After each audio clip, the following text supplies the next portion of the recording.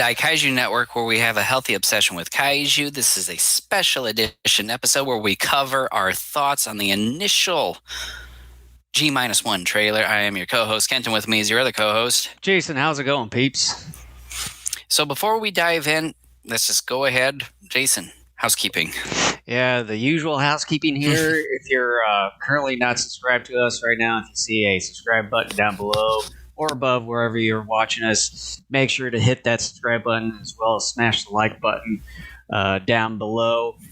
And you can find Daikaiju Network, everything Daikaiju Network all in one place at the link tree URL around your screen there /Daikaiju Network.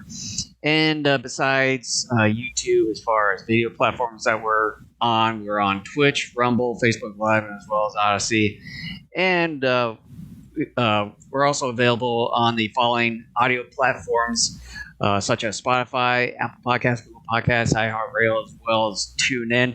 And you can find both video and audio versions of our episodes on our own website right there at DaikaijuNetwork.com.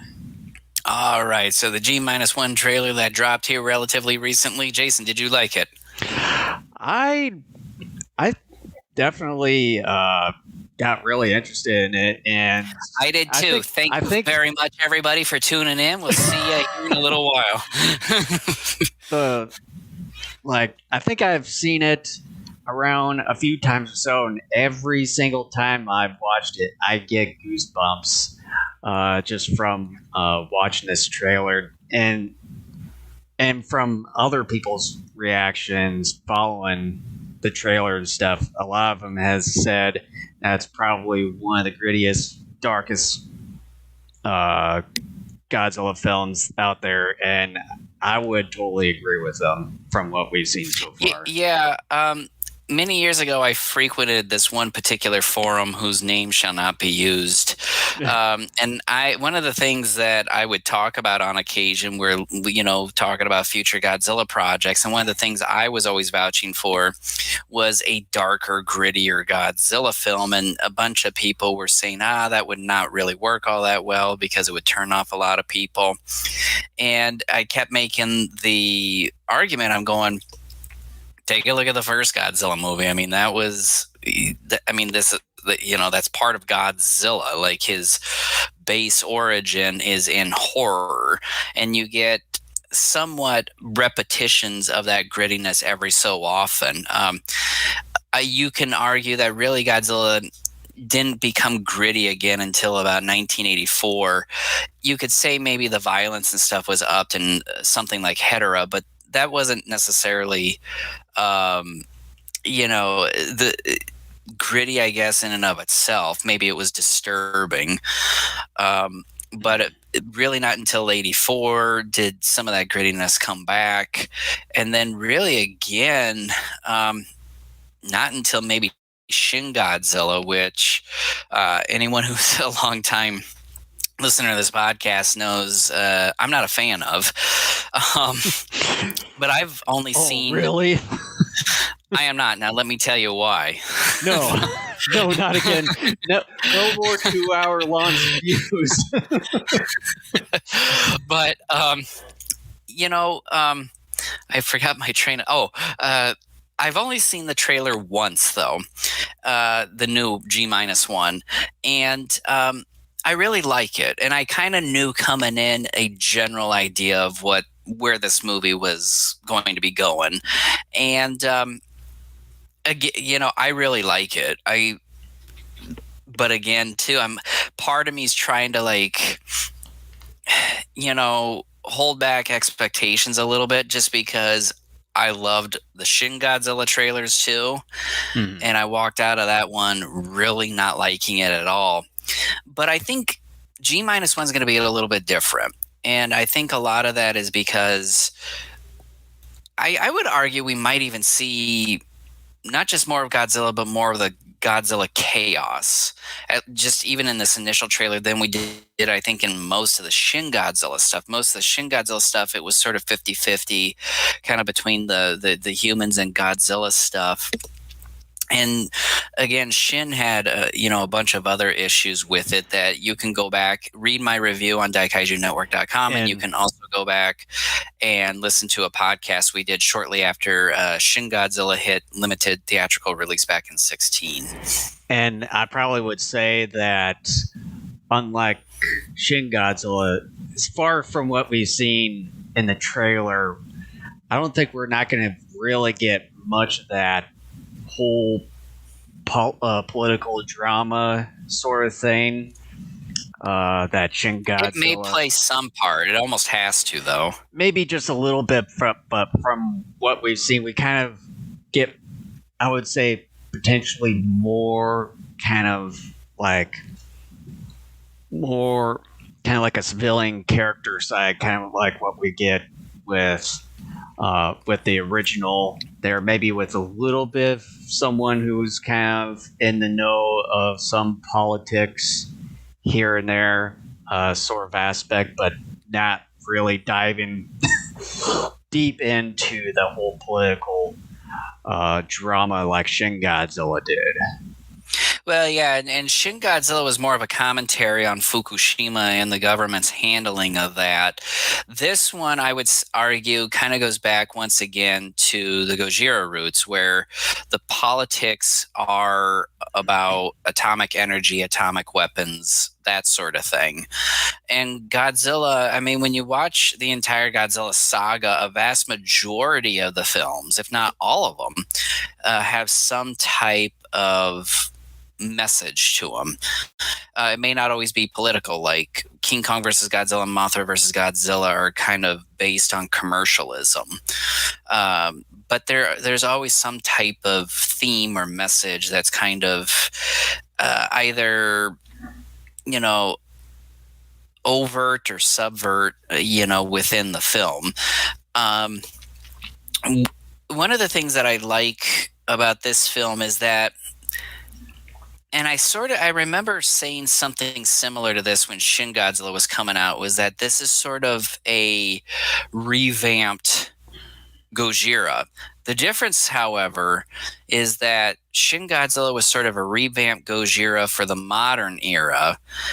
This one is like a revamped Gojira that takes place even sooner than the events of Gojira, because Gojira happened during modern day 54. This one happens, I think, within a year or two after the atomic bombs are dropped. Yeah, a couple of years after World War II, and it's more or less of a period piece rather than a more modern take of. And I like that monster in a modern day period.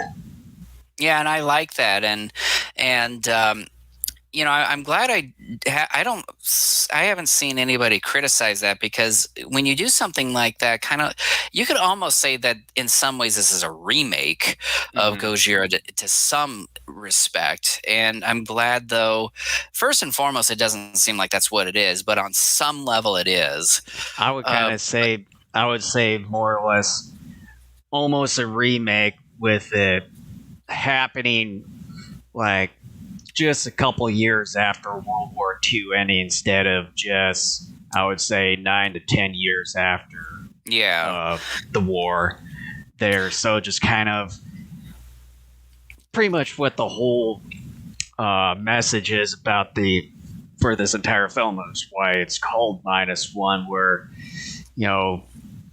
post-war Japan is just devastated. You just see rubble everywhere, still trying to pick up pieces, and then you have a disaster like Godzilla hitting them not long after the war ends. Yeah, and the whole -1 thing is explained pretty early in the trailer as well, which I think is really unique.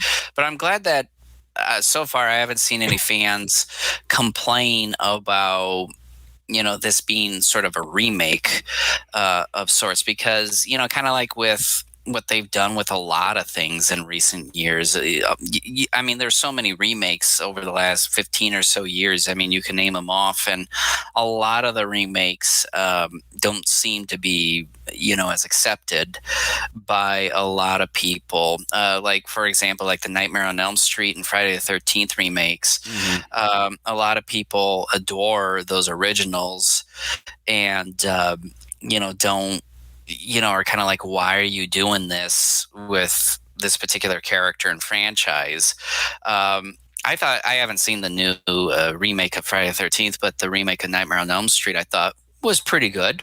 Yeah, I thought it was pretty My good. cat's scratching the carpet Yeah, here. and I've got a copy of Nightmare of Elm Street. I thought that was okay too, and I also have not seen Friday the 13th in that regard. So, but yeah, as far as the probably one of the first things that comes to mind is the visual effects in this. Oh yeah. Trailer from what we've seen so far, and I mean, just within, about 7 years after Shin Godzilla, Toho and the whole Japanese film industry, they've really upped their game. They have to in the visual effects department, and it looks up to Hollywood standards this time around. Well, and it looks like too they're especially in one scene in the trailer with Godzilla stomping around in an urban area, it looks like they're bringing back at least elements of suitimation as well, because it to me looked like that was suit. We'll have to see whenever if they have some kind of behind the scenes type of option on a DVD Blu-ray release. Yeah. And one of the things I asked Jason, I've even been wondering this, since I saw it here like a couple days ago, is this on some level sort of a redo of sorts of Shin Godzilla? Because I know Shin Godzilla did very, very well in Japan, and it was initially accepted very well here in the States, but it seems like since then, at least here in the States, it's sort of a 50-50 type of deal as far as what the general fan base thinks of that film. And the fact, too, that, like I said a moment ago, that was a more updated, modern take of the Gojira story. This one goes back more or less to the beginnings, if you will. But I bring back this line that Ed Gajuszewski said, what was it, it was 18 or 19 at one of those two G-Fests, where they were talking about Shin Godzilla, and he was talking with one of his Japanese friends that, he was asking, well, what did you think of the Shin Godzilla movie? And his Japanese friend was saying something to the effect of like Godzilla was in it or something like that, because his friend was so caught up more in the political drama that he and Gajuszewski said that a lot of the Japanese people didn't look at the film Shin Godzilla as much of a Godzilla film as they did sort of a disaster political drama type of film. And that was something I was even saying in the years before we saw this panel at that one G-Fest. And Gajuszewski brought that up because I remember when we had a discussion with 01 Publishing, and it's nobody on that podcast really seemed to like the episode, like the movie. And again, a lot of it was just because the way Godzilla was handled. Mm-hmm. And I have always said that Godzilla in that movie could be removed and replaced with something else, and by and large, you would have the same type of story. Mm-hmm. And it wasn't necessarily a Godzilla story. And I get that I think maybe what the filmmakers were doing there, they may have been fans of Godzilla and they wanted to make a Godzilla film, but because of Fukushima and all that, they were more inspired and intrigued about telling that type of story using Godzilla. And as a result, I think they didn't realize that in the process of writing the script and therefore filming that film, that the way they use Godzilla was poorly managed. That Godzilla could be interchanged with almost anything else, and it would be by and large the same type of film. And I almost wonder if Toho sort of knew that people looked at that film, that even though it won a Japanese Academy Award, must have been a bad year for films that year, and made a lot of money for them. But I think they may have even heard the word from moviegoers that this is a film that we don't necessarily look at as a Godzilla film, more other than a political film about how the government failed during the disaster. And I think Toho maybe wanted to make Godzilla more the focus again. And and this is just a theory of mine, that as a result, Toho's like, we need to kind of rectify that. And in order to rectify that, we need to kind of get back to it being Godzilla, that it is all Godzilla, that if you were to take Godzilla out and try to replace it with something else, that it would not be the same thing. And I think that's part of it. But then too, I think of the current movie Oppenheimer.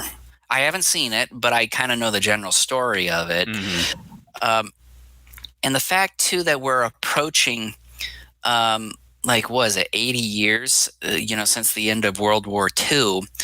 Yeah. And it seems like kind of in recent years, this whole idea of whether or not the atomic bombs being dropped on Hiroshima and Nagasaki was the right or wrong thing to do. That's come up quite a bit, and a lot of people have been discussing it. And it's sort of this, once again, what is old is new again. That you're not only approaching this milestone anniversary of a major event in human history, but at the same time, I just think, just in the cultural zeitgeist, people are once again thinking about one of the major things that happened in that World War, which was the dropping of the atomic bombs, which also ushered in the atomic age, which lasted, you could argue, until maybe we started doing more space travel, like, like late 50s, early 60s, maybe even mid 60s, even though there still was atomic testing and stuff going on even then. Mm-hmm. But I think there's sort of this renewed energy as well to talk about atomic weapons, atomic energy, and the drawbacks. Now, granted, some of us Godzilla fans may roll our eyes at this because we've seen 30 plus films where, atomic weapons, atomic energy, that sort of thing tend to be discussed with relative frequency. We kind of know the ins and outs of that discussion. So I'm wanting to ask you, Jason, do you think in some way that maybe this is either a redo of sorts of Shin Godzilla, and or do you think maybe in some ways Toho, because we're approaching 80 years of the conclusion of World War II, that maybe Toho thought, once again, it's just time to see if our most popular icon can become sort of relevant again? I probably would at least say it could be a plausible deniability sort of situation, because I know I've maybe seen or read some posts where they were saying,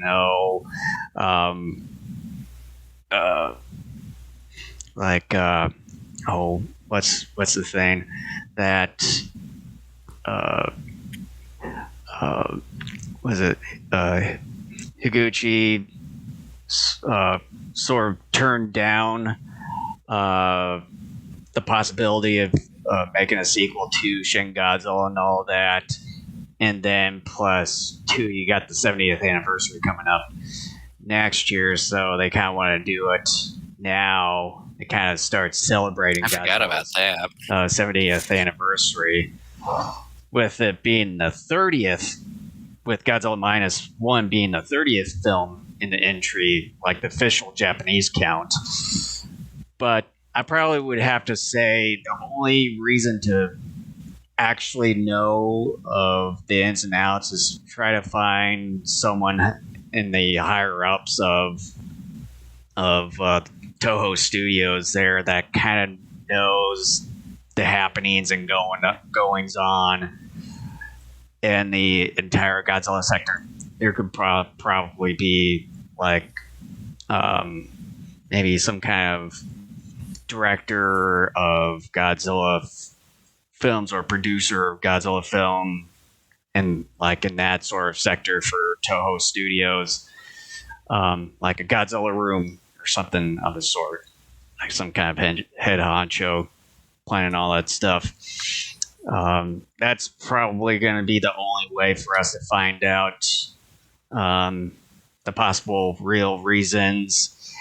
If there were some situations where they were kind of like hearing things as far with Shin Godzilla saying, like people saying, we don't think of it as a Godzilla movie, but like a certain political drama sort of situation of how the government deals with disasters and all that. Yeah, so we may never know until maybe years down the road when one of those higher ups is probably retired or something, or if we can find someone possibly off the records or something, or if whoever leaks it out and posts it somewhere where someone finds it and then releases it on a video or what have you. But yeah, so there could be many. I would say at least a few possibilities here and there, but I would at least say it could be a plausible deniability. One of the things that I think too, this movie may want to try to, I think might be attempting to do, and this is just from a couple of tidbits that I saw in the trailer, is that maybe in some ways it's also trying to capture the human horror a little bit more grisly than the 54 film could, because there are a couple of quick shots, including the very famous line that's coming out of this trailer from a guy in the Rebels saying the monster will never forgive us. I almost wonder if in some ways too, this is sort of once again looking back at the two bombings and really trying to show more human horror, a la Godzilla destroying, as in instead of the bombs themselves, and trying to show what some of the Japanese civilians went through when those bombs were dropped. I do believe on some level that there is sort of this, because again, the 80th anniversary at the end of the war is coming up here in about a year and a half or so, that in some ways Toho, Japan, whomever is kind of thinking, well, we need to kind of look at this again and kind of bring it to the fore as far as, we were the only country in which atomic bombs were dropped on, and this is kind of what our people went through. I can't help but to think that on some level, that is part of what is maybe going on here. And I know that we've heard, everyone in the whole kaiju genre has heard, like the last several or so years, that there's been inklings out there that Toho is wanting to do like a Worlds of Godzilla cinematic universe. And I know I've talked and asked August Ragone, I think a couple months back, if he thought it was sort of alluding to that aspect, and his response, I doesn't really think that that's going to be the case. But yeah, I don't know with this one. I mean, they possibly could, because I know with I forget the director's name who's also done. Takeshi something. Uh, yeah, Takeshi. Let me check here if Yamazaki, Takeshi Yamazaki, or Takashi. Uh, Takashi. he's the one that's done both Godzilla the Ride and Ultraman the Ride at some amusement park. It's not Universal Studios or anything. Right. Some other amusement park. But and the Godzilla design for this one, for Godzilla Minus One, is a little bit similar to Godzilla the Ride, although with, I mean, you have some obvious differences in between the two, as far as bigger dorsal plates for Godzilla Minus One, and maybe a little bit more rugged than the Godzilla the Ride version.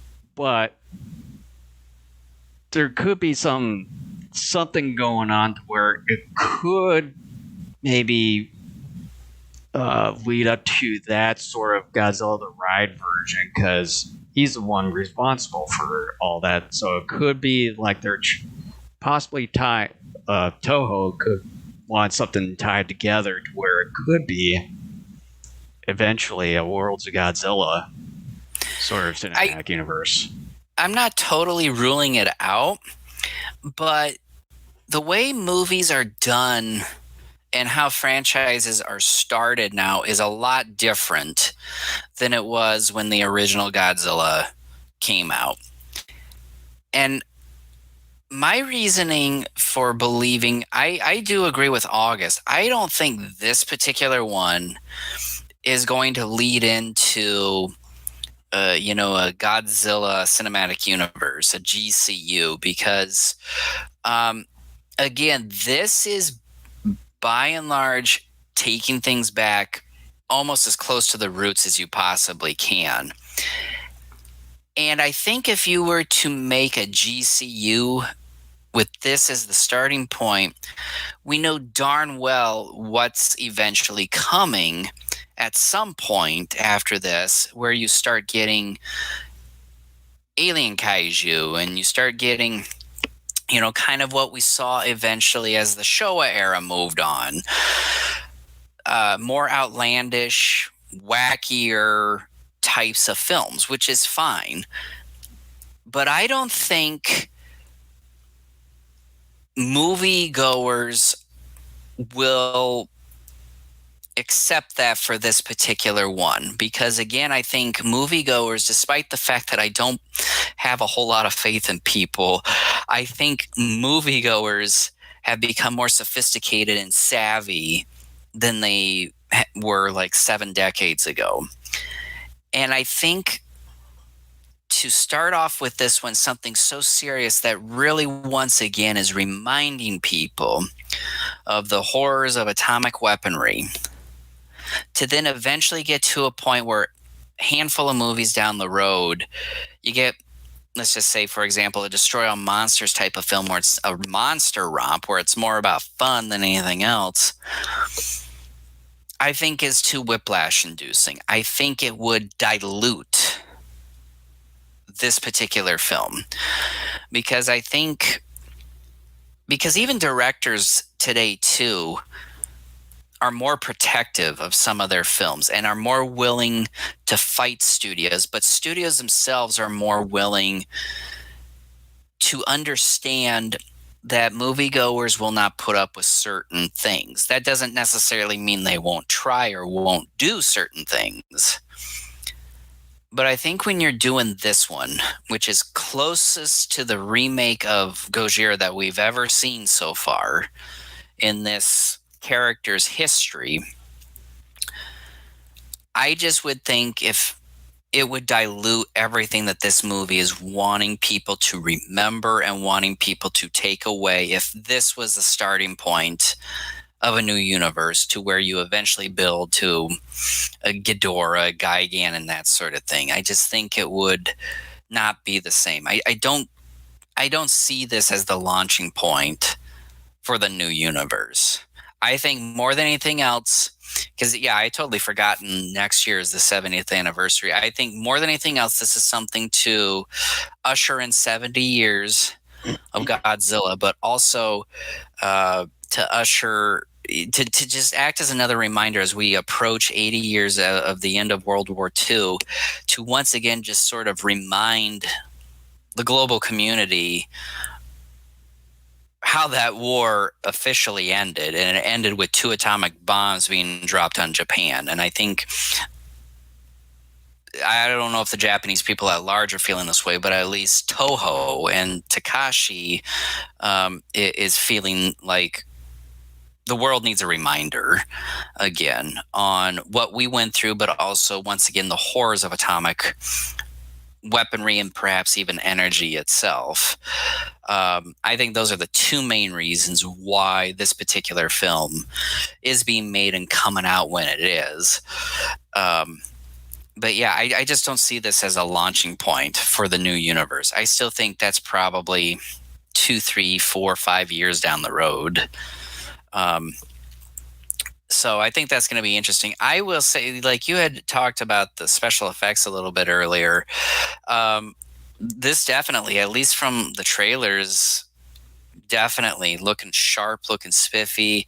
The carnage is looking great. One of the things that I really like, it's sort of a small detail, but at the same time, I think it makes a huge impact. And we've never seen it in a Godzilla movie before, where he takes like a couple steps and like the street like heaves up, like a section of it like heaves up and people fall in, and like we've never really seen be that thrown up before. like ragdolls. Yeah, it's like something that you've never even seen before. And the other thing too is that they've really upped their cinematography this time around. Just shot for shot, it's like never really seen it in any of the Godzilla movies before, besides the Monsterverse and everything.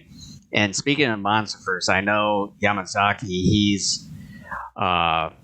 He's really liked the whole Monsterverse a lot. You can tell that there's some inspirations in some of the shots, specifically when Godzilla goes underneath one of the U.S. Navy ships there in one of the shots, and definitely like shots like that, and then going over the oceans, seeing battleships and all that. They've really have up their whole cinematography there, and as well as visual effects for that too. Yeah, and this definitely this definitely is a movie that thankfully is not just another generic Godzilla movie, so to speak. This is something that is trying to enhance and do things that previous entries just have not done, even if it's small stuff like what we've just been talking about.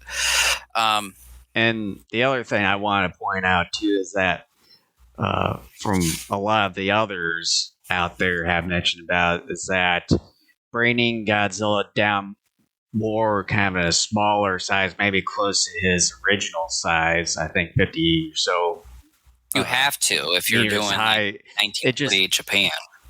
With this, it just makes Godzilla more of a disaster for a human aspect point, and kind of brings more of the horror aspect to this film too, because he's kind of more at a personal level there too, with all the other humans reacting to this Godzilla.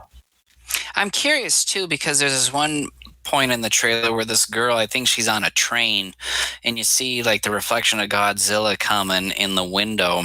She says, "Is that Godzilla?" And it leads me to believe that Godzilla is known to these people. I'm very curious as to how that plays out. I probably would say, like, when it comes to like some of those shots in the trailer where you see this fishing boat and him grabbing onto one of the battleships and then it explodes and all that stuff, there's probably sort of like at the beginning part of Godzilla 98 where you have one of the fishermen kind of in the middle of this one attack on a fishing boat or tanker, and is taken to a hospital and knows this kind of mythology of Godzilla and all that stuff. That could that could be something maybe similar in a way. I hope so, because like I said, if this is basically taking things back to the beginning, I'm hoping, like, it doesn't have to be artistic or overly sophisticated. It just even a dropped line will suffice for me, because otherwise, if you're just getting this random person and all of a sudden is that Godzilla, and it's like, wait a minute, how do you know that name? Like, like that would be very confusing, and sadly I would mean, take a little bit out of the film. But well, and two, it's a trailer, so we don't know the whole right, process of how the movie's going to go. But right, that's it's just probably what's probably going to happen. yeah, it's a curiosity slash concern for the moment that I have. One of the things that comes near the end of the trailer that I'm very curious about, we get this picture showing most of Godzilla and he's all charred. And I'm kind of wondering what's happened there. One of the theories that I've thought of is that maybe another bomb was dropped on him to try to kill him, or maybe it was napalm, or something. It's, a part of me's wondered, well, sometimes the endings of certain films have been hinted at in some trailers if you look close enough. I almost wonder, could that be just something in the middle of the movie where they try to kill him and it doesn't work? Or is that something that is indeed near the end where they're figuring out a way to destroy him? Is he going to die? Kind of that whole deal. And with one of the other scenes too, when they're in Ginza, there you see that huge explosion where it's kind of right in front of Godzilla, and then you see flattening of buildings and everything's in other shots of that too. Maybe that could have been part of that. Maybe like a mini atomic explosion there, or that could have been the reaction to his atomic breath there. Who knows? But yeah, I mean, for me, when it comes to that, that could possibly be in the middle-ish part, or maybe just maybe a little after the middle-ish part of the films.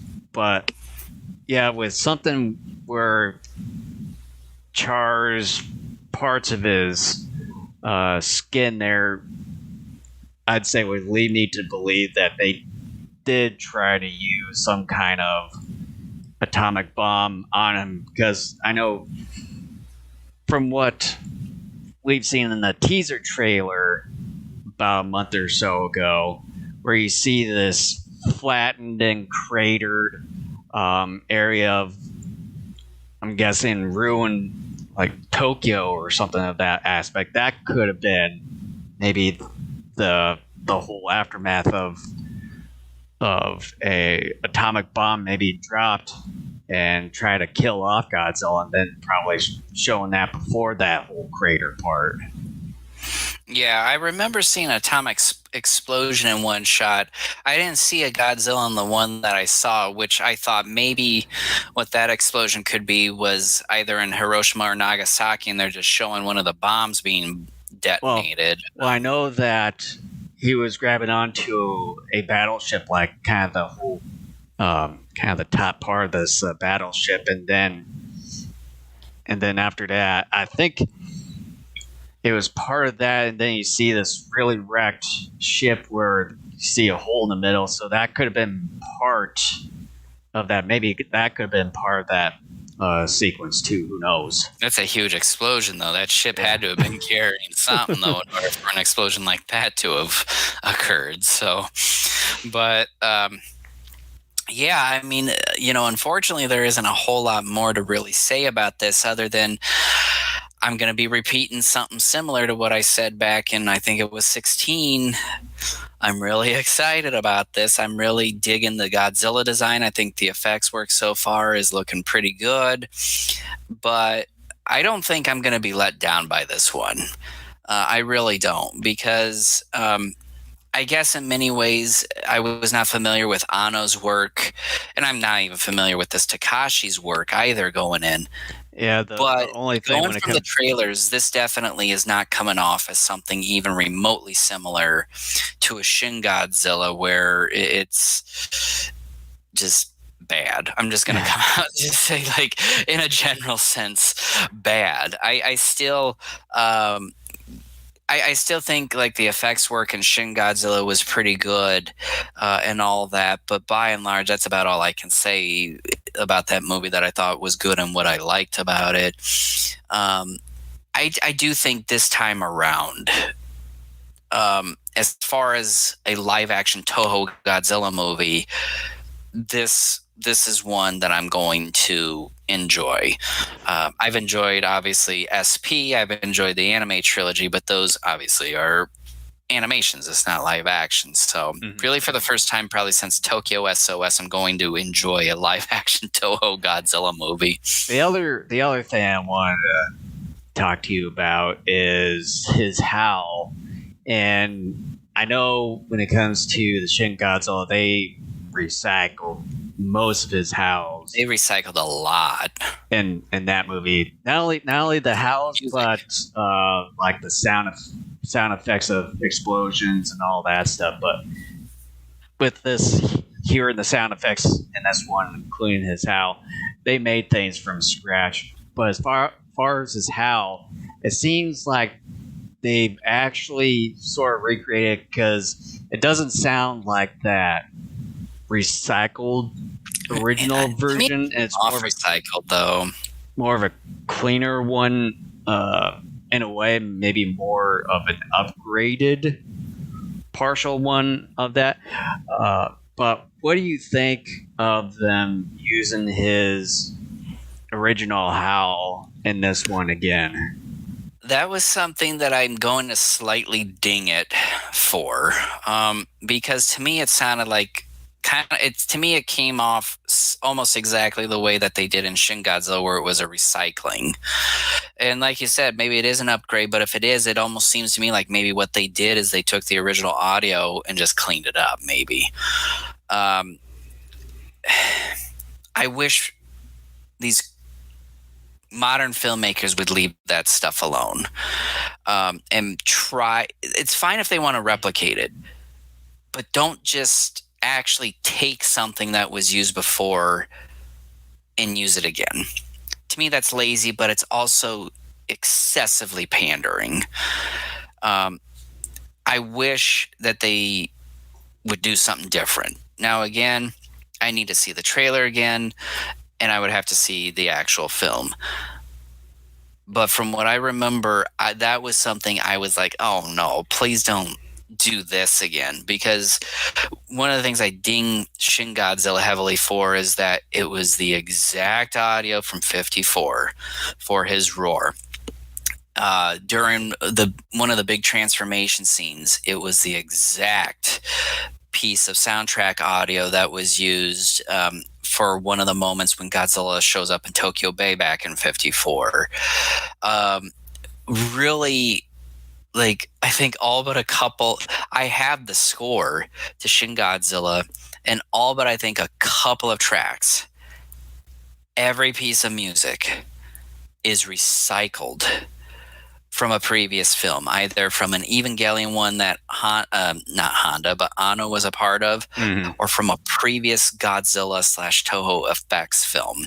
There's even tracks from Godzilla vs. Mechagodzilla 2 on that score. What? Like, I mean, to me, it's like, what? Like, I'm okay if you sort of give a wink and a nod to the fans a little bit. That's fine. But there are just some moments where the pandering is too much, but it also comes off as lazy. And to me, I looked at Shin Godzilla in some spots as excessive pandering, but also lazy filmmaking. Yeah, and speaking about pandering and all that, and I know I've heard some others out there, I'm not going to name names, that they are hoping that they have Akira Fukube's soundtracks and stuff in here in this movie, and I'm just like, that's probably not going to happen I'm sorry, this I don't. time around. It's just going to sound off like what we've experienced in Shin Godzilla. We just need something a bit, fresher and new. Maybe just a little bit of nods in some of the new soundtracks, but it's just got to be its own thing. Yeah, I'm sorry. I love Ifukube. I really do. But again, no. If you want to do something like that, do something like what Godzilla King of the Monsters and Godzilla vs. Kong did, which is you have certain moments within a piece of a track that maybe repeat a very well-known riff from a particular like Ifukube score that Godzilla fans will recognize. If you're that, to me, is the way to do it. Otherwise, make it your own. I understand the Godzilla theme is iconic, and it's iconic for a reason, just like the Danny Elfman Batman theme is iconic for Batman. And, you get the idea. The Jurassic Park theme is iconic. I get it. But Godzilla also went through numerous composers over the 70 years as well. And there have been a lot of people, myself included, who have enjoyed other people's iterations of what they think a Godzilla theme is. I don't want recycled Ifukube music either. If you want to copy certain riffs for brand new music and insert it in appropriate spots within a track, like again, like what they did with King of the Monsters and Godzilla vs. Kong recently, I think that's perfectly fine. But no, I don't want sort of a Shin Godzilla Part 2 with this. I absolutely do not. And like I just said a moment ago, one of the reasons why I heavily dinged that movie was because it just excessively pandered by literally recycling things, not trying to freshen things up, not trying to clean it up or whatever. But at the same time, too, it comes off as lazy. It just comes off as lazy as well. Yeah, because I do not want that with this. Like with his howls and then sound effects for maybe explosions and tanks and all that. Yeah. It wasn't really clean at all. You can just obviously hear it just sounded muffled in a way in some areas. It just sort of took you out of that whole experience. Well, and I don't mean to turn this into a Shin Godzilla episode again. Yeah, right. But it doesn't fit. Well, it doesn't fit with the kind of movie they were making either. It doesn't fit with how modern tanks and aircrafts and all that stuff make. That's not the sort of sounds that those make. Plus, it made me... They wanted me to take that movie seriously. They really did, because it's like, this is a serious matter we're trying to cover here. But when you start, like, to me, it was bad enough you recycled music and a Godzilla roar. To me, it was far worse, and it made me... It took me out of the film when you started recycling, like the multi-gun sound effects from like Rodan, like pew, pew, pew, pew, pew, and I'm going, no, because that makes this thing look goofy, and just no, because you're screwing with the tone. It doesn't match up. It does not work. And that, to me, is another major failure of Shin Godzilla, is that these filmmakers were so up their own butts. And I think they thought it would be cool, that the fans would think they were cool by recycling all this stuff. And I'm going, no. Do your own thing and stick with your version of a story. Because I think that hurt the film. It's like, I can't take this movie seriously anymore because you got little pew pew pew sounds now that are 50, 60 years old now.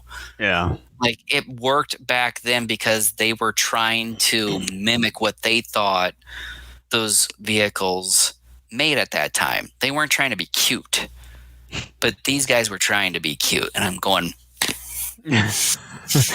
But that's a whole other story that we talked about. Well, I know, but it goes back to the point of I'm hoping Takashi, if he just recycles the roar, I'm willing to go with it.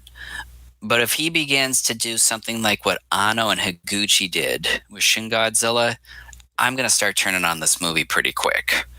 Because I have no tolerance for that. I want new Godzilla stuff. I want to see new ideas or twist on old ideas. I'm hungry for a new take on this character. I've loved the anime trilogy. I thought that was fantastic. I love SP. I think that's fantastic. Mm-hmm. Final Wars, I thought it's amusing when you're with friends and you're drunk.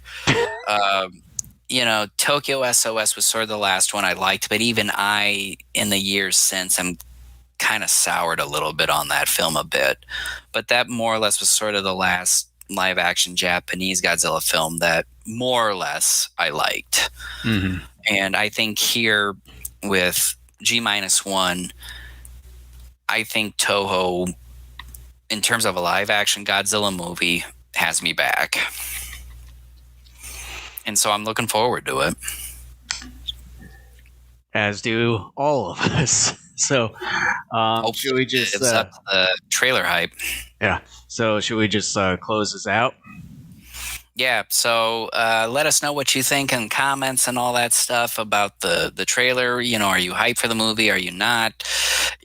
All that fun stuff. So, let us know, and we'll see you this Sunday. Yeah, this Sunday. So turnaround. Yeah. So before we end this stream, make sure if you're watching this on YouTube or any other video streams out there, if you see a subscribe button down below, if you haven't subscribed to us, make sure to hit that subscribe button as well as smash the like button. And you can find Daikaiju Network everywhere in one place at our Linktree URL right on your screen there /Daikaiju Network. And besides YouTube that we're on, other video platforms we're on Twitch, Rumble, Facebook Live, as well as Odyssey. And we're also available on the following audio platforms such as Spotify, Apple Podcasts, Google Podcasts, iHeartRadio, as well as TuneIn. And you can find both audio and video versions of our episodes on our own website right there at DaikaijuNetwork.com. And please, leave us 5-star reviews on things like iTunes and all that stuff, too. It helps us. And Spotify. Well, yeah, I mean, just, wherever you can give ratings, because the more 5-star ratings and all that, the more... the more, what's the term I'm looking for? The more visual, I guess, we become to the general public. So, yeah, that would be much appreciated. It only takes you 30 seconds to a minute. So, yeah, don't be lazy. So with that, thank you for watching this special episode of Daikaiju Network, and we will see you all in a couple of days. So take care. 48 hours. Yeah. So take care. Enjoy the time off because we're going to annoy the crap out of you. Yeah. So take care, everyone.